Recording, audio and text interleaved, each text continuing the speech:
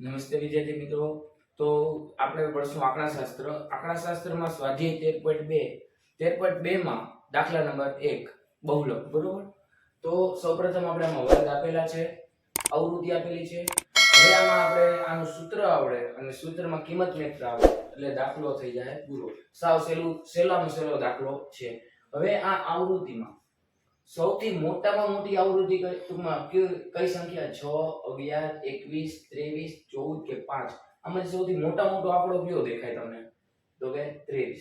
તો 23 તમને સૌથી મોટો આંકડો દેખાય તો ત્યાં તમારે લખવાના f1. એટલે કે એનો મતલબ શું કે f1 ની કિંમત શું છે? 23. હવે 1 ની આગળ શું આવશે? 0. એટલે કે f0. એટલે હવે f0 ની કિંમત શું બની ગઈ? 21. આ કિંમતો ગોતવી સાવ સહેલી છે. હવે f1 પછી શું આવશે? f2. અને 1 ની આગળ 0 આવે અને 1 ની પાછળ 2 આવે. તો f2 તમારે શું બનશે? 14. તો આ દરેક દાખલામાં આ પદ્ધતિ ફિક્સ છે કે ભાઈ સૌથી મોટો આંકડો જે હોય એ f1 ની આગળનો આંકડો f0 પાછળ f2. હવે આપણે ગોતશું l. l એટલે શું કે અધોસીમા. કે આ f1 જે છે ને f1 એટલે કે આ 23. હવે આ 23 ની સામેનો વર્ગ કયો છે? 35 થી 45. તો 35 છે ને 35 દરેક દાખલામાં 35 ટૂંકમાં છે ને ઈ તમારો l એટલે કે અધોસીમા. જે સૌથી મોટામાં મોટો આમાં આવૃત્તિ હોય એની સામેનો જે વર્ગ હોય, જે વર્ગ એમાં સૌથી પહેલો આંકડો હોય ને જ્યાં ઈ તમારો l. હવે આપણે તફાવત જે વર્ગ લંબાઈ h તો તમને ગોતતા આવડે છે. દરેક દાખલામાં આગળના મધ્યકના દાખલામાં પણ તમે h તમને ગોતતા આવડો તો કે બે વર્ગોનો તફાવત ઈ આપણો h. તો હાલો હવે આપણે છે ને કે આખો ડેટા લખીએ ને સૂત્ર મૂકીને એમાં કિંમત મૂકીએ. તો હવે અહીંયા આપણે બરોબર. હવે અહીંયા f0 ની કિંમત શું આવી? 21.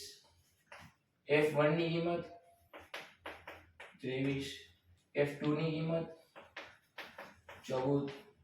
l ની કિંમત 35 ને h ની કિંમત એટલે કે આ બેનો તફાવત તો 15 માંથી 5 જાય એટલે 10. આ તમારો આખો ડેટા લખવો જરૂરી છે. બરાબર. સાઈડમાં મૂકવામાં લખી નાખવાનું આવી રીતે ગમે આડો કે આવી રીતે.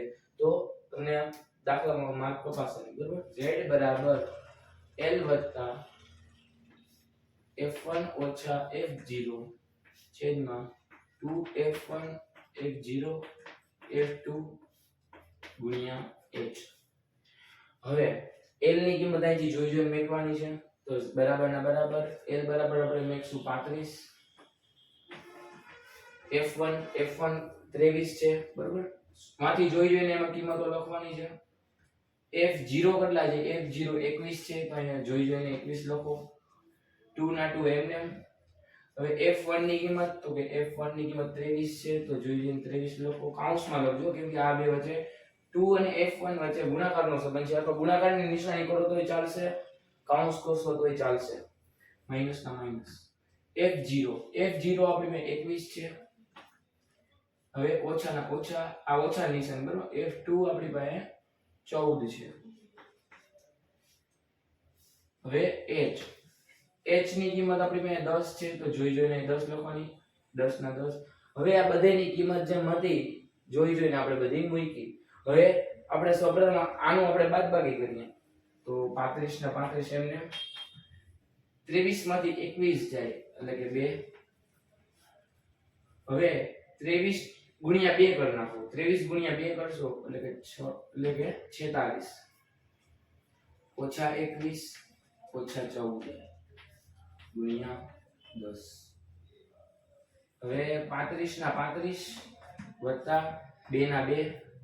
હવે જો આપણે અહીંયા સરખી નિશાની છે તો જેટલી ઓછાવાળા જેટલા પદ છે બરોબર, ઓછાવાળા જેટલા આંકડા છે એ માઈનસ વાળા જે આંકડા છે એનો આપણે કરશું સરવાળો. 46 ના 46 માઈનસ 21 નો માઈનસ 14 નાખીએ એટલે કે માઈનસ 35 આવશે ગુણ્યા 10. હવે તમે શું કરશો કે 35 વત્તા 2 ના 2 એમને. તો 46 માંથી 35 બાદ કરીએ એટલે કે આવશે 11 ગુણ્યા 10. હવે શું કરશું તો 35 ના 35 વત્તા 10 ને 2 હારે ગુણી નાખીએ તો કે 2 દા 20 20 ભાગ્યા 11. હવે 20 ભાગ્યા 11 આપણે ભાગાકાર કરી નાખીએ 20 ભાગ્યા 11 એટલે કે 11 એકા 11 20 માંથી 11 જાય તો 9 ઉપરથી ઉતાર્યો 0 એટલે કે અહીં આવ્યો પોઈન્ટ 11 8 88 90 માંથી 88 જાય તો 2 0 પાછા 11 11 એકા 11 9 0 11 8 88 આવી રીતે આ કન્ટિન્યુ ચાલુ જ રહેશે બરોબર. તો આપણે જવાબ આવ્યો 1.818 તો આના છેદ ઉડાડ્યા એટલે જવાબ આવશે 1.800.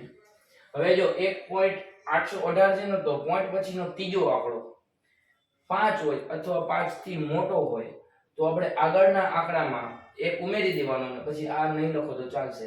એટલે કે 1.8 આમાં 1 ઉમેરીએ તો 1.82 કહેવાશે બરાબર. આ છેદ ઉડાડ્યા.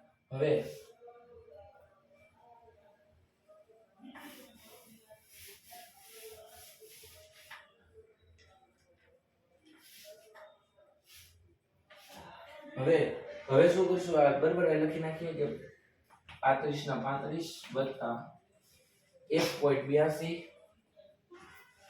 હવે આ બેનો સરવાળો કરી નાખીએ એટલે 35 પ્લસ 35 માં 1 નાખીએ એટલે 36 પ્લસ 82 સોરી 35 પ્લસ 1.82. હવે આ બેનો સરવાળો કરીએ એટલે કે આપણે 35 માં 1 નાખીએ એટલે 36.82 ઈ તમારો બહુલક. તો આ દાખલો અહીંયા પૂરો થયો. સ્ક્રીનશોટ લેવો હોય તો લઈ લેજો. હવે વિદ્યાર્થી મિત્રો દરેક દાખલાના આવી જ રીતે સોલ્યુશન જોતા હોય તો અમારો આગળનો વિડિયો જોજો. અમારી ચેનલને સબસ્ક્રાઇબ ન કરી હોય તો સબસ્ક્રાઇબ કરજો.